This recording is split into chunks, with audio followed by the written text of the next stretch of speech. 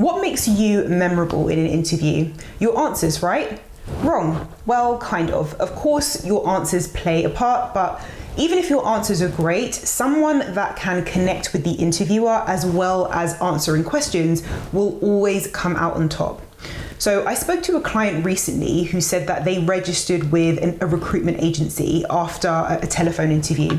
And he called back only a week later to realize that the person who seemed so enthusiastic and friendly and excited about finding a great role for him couldn't remember who he was. Now that hurts, and there could be a lot of reasons for this. So consultants are exceptionally busy. They sometimes deal with hundreds or thousands of candidates in a week. It's not uncommon for an agency recruiter to be overworked. But how it feels as a candidate is awful. And if that happens to you, it's not your fault, but it doesn't mean there isn't something that you could do to change it. So I'm going to share what makes someone memorable in this video, and I'm also going to talk about how to be memorable in every interview. It is possible to stand out so that a recruiter or an interviewer won't forget you. So here's how. First thing is the role. So you need to know it and understand it inside and out, but not just what's written on the job description. That's key, but what it means in terms of what you need to demonstrate in your interview. And what I mean by that is when the job description is written, that's done by a manager who is looking for something. So if they write, candidate must be curious, they must have initiative, and they write that under desirable skills or behaviors on the job description, then when you go for your interview, you've got to keep that in mind and pre-prepare, or at least think about examples demonstrating those behaviors, and you will be remembered when you leave the interview. So it seems silly, but so many candidates make the effort of getting all the way to the interview, and then they struggle to answer a question like, what's your understanding of the role, with clarity. So if you understand the role better than any other candidate, it does two things. It shows that you actually care about the role and that you have genuine interest and passion for the position. It cements you in the mind of the manager or the interviewer. So let's say that you're asked, what do you know about this role? And you say it's a receptionist position, covering reception, answering phones, booking in visitors, and looking after office stationery. That's fine, not a bad answer. It shows that you have an understanding of the role. But let's compare it to this. So I read through the job description and I understand that the role is supporting all reception duties, answering phones, and looking after visitors. So meeting and greeting them, getting them booked in, letting their host or contact know they've arrived, also keeping track of office stationery to ensure there's a regular supply for the office, which I did regularly in my previous role. So the person in this position would be interacting with staff at all levels and external visitors or clients. So you're looking for someone who has strong, clear communication skills, uses their initiative, and has a focus on continuous improvement. So they need to be good at looking out for what needs to be improved, which was required in my previous position and was one of the key reasons I was promoted in my last company after only a year.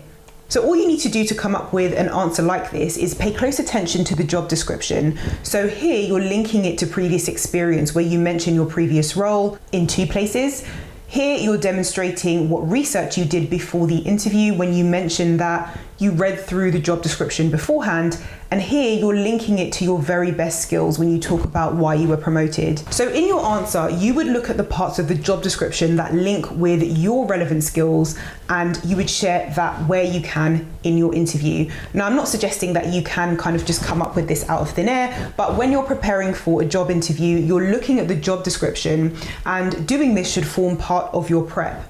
Level of research. So one thing that you can do to blow other candidates out of the water is to take the time to research and remember key points about the company and the job. So this has been said dozens of times, it's really standard interview advice, but exceptional candidates naturally go that extra step every time, and they are the ones that stand out and are memorable. So one of the most common pieces of feedback I hear from clients that I've coached before they get a job offer from the company that they've interviewed with is that the interviewer either made some comment or they had a surprise reaction to how much that candidate knew when they were asked, so what do you know about our company? Or what do you know about us at, ABC Electronics, or whatever the company name was. So the reason that they were surprised is because it's unusual. So it wouldn't be a surprise reaction if the interviewers heard that level of information at all 10 interviews they carried out. But interviewers don't hear much beyond the basic few lines on the website, and they hear that over and over again in every interview. And I can tell you that this is the case because I've conducted thousands of interviews. So what does a high level of research mean? So there are tons of ways to share impressive research and impress your interviewer or the interview panel. So you might have heard advice like, look at the company website, and you do need to do this. But when you do that, what are you looking at? So the first page, the company statement, the usual stuff that is easy to find for everyone? No. So to stand out, it's got to be something more than that. So when you look at the company website, look at things like their vision and what they stand for and your interpretation of that, or what it means to you. Look at their social media. How often are people promoted? What's the turnover like? Do they champion internal mobility? And what this means, internal mobility, is how easy is it to move around in the company career-wise? How mobile can employees be? And are opportunities created internally? You can see that if the panel interviewing you have been there for a long time and have moved around, or when you look at the team LinkedIn profiles, is everyone new? And even if they are, there could be reasons for this. It could be a new division or department, but that's kind of part of your research and discovery phase during prep before your interview. Have they recently merged with another company? Have they acquired a new company, or have they been acquired? So let me give you an example of how you might link what you found in research in a memorable answer. So let's say that you're answering, what do you know about our company, or why did you apply, why us, or something similar. And let's say that you are interviewing at Amazon. So if you were preparing for an interview with Amazon, the very basic thing that you would do is look at their leadership principles. They send you links to this, and they do send you a lot of interview prep information on how to prepare for an interview with them. But even if they didn't, and you were looking at their website, the leadership principles are on there, and this would definitely be the type of thing that you would look at before an interview, because not only does it help you to prepare, but in this case, it actually tells you what it's like to work there. So you should definitely be interested in reading through that, because that's how they would expect you to conduct yourself every day if you work there, from the top to the bottom of the company. So looking at these principles here, you would pick some that align with your character and then include that in your answer. So after sharing the easy to find facts about Amazon and the company, it's the top 3 biggest companies in the world, or it's in the top 3, 1.6 million employees, etc. After that is when you would add points that boost your answer and make it memorable. So let's pick are right a lot and think big. So an example memorable answer is, I also looked through your leadership principles, and are right a lot and think big really resonated with me. I noticed that there is a continuous theme throughout your leadership principles of working with an entrepreneurial approach, and I think this is critical to succeed in any role, because when you treat your role like your own little business, you take accountability for your work and you care more about results. So your output is much higher quality. That was meaningful to me because I have quite a strong, bold character, so I thrive in environments where an entrepreneurial working style is encouraged. So when you're answering, include why it's meaningful to you, and that will boost your answer. And to make it personal, you can add your interpretation of why it's meaningful to you. So these are the kinds of answers that circumvent requirements for specialist skill sets, experience, and qualifications. I talk about that in this video, where I share why skills, experience, and qualifications may not help you at all in an interview. So you can watch that video. I'll link it in the video description box below. So even with myself, I've worked for a number of jobs in HR recruitment, and most of them require an HR qualification, which I don't have, but it's never stopped me passing an interview, getting the same result for my clients, and this is how they structure their answers.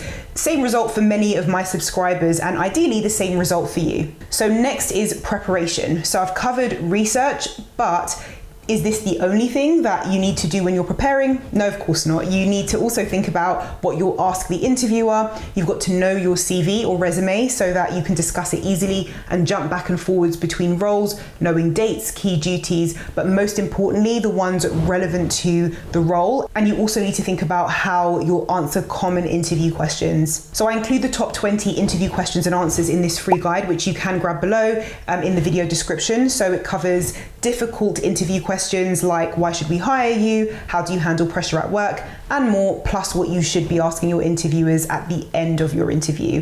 It is free and you can grab yours in the description below. Clear, concise answers. Now this goes for job interviews and dealing with recruiters. And I've asked this before, but how frustrated do you get when you ask someone a question and you get a long response, but no actual answer? They haven't answered your question. And that's how recruiters and interviewers feel, sitting through tons of explanations that don't answer their questions to key things they need to know in order to put you forward. Passion. So this is one of the main things that helps you to stand out. Apart from your actual answers hitting the mark, no one forgets someone who is extremely enthusiastic. So I mentioned this earlier. So they show that they give a damn, they're passionate, totally present, and focused on their answers and the conversation. So let me ask you this. Would you date someone who didn't seem interested? Well, interviewers and hiring managers don't want to hire someone who doesn't seem enthusiastic either. If you enjoyed this, click like and check out the next video, and I'll see you in the next one.